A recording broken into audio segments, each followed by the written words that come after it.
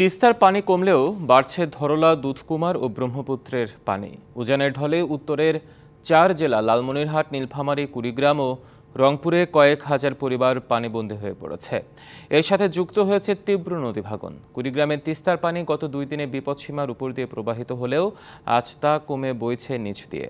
কিন্তু ধরলা, দুধকুমার ও ব্রহ্মপুত্রের পানি বৃদ্ধি অব্যাহত রয়েছে। এদিকে নদী ভাঙন, অন্যদিকে চর ও নিচু এলাকার বাসিন্দাদের ঘরবাড়ি থেকে পানি না নামায় দুর্ভোগ বেড়েছে।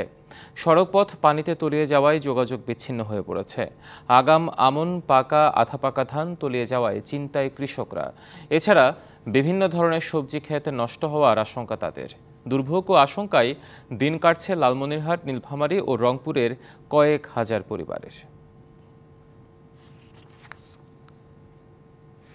এরকম সময় তো পানি আসে না, অনেক ক্ষতি হচ্ছে। তো টিউবওয়েলে ভরে পানি, কোনো পানি খাওয়ার মতন বুদ্ধি নাই। এই অবস্থা যদি পানি কমে যায় তো তাহলে ফসল কিছু থাকতো, আরও যদি বেশি হয়, আরও বেশি দিন থাকে তো ফসল বাকিটুকু নষ্ট হয়ে যাবে। আমাদের প্রায় 500 পরিবারের মতো ইতিমধ্যে পানিবন্দী হয়ে পড়েছে। আমরা আমাদের ত্রাণ কার্যক্রম গতকাল থেকে বিতরণ করছি, আজকেও চলছে।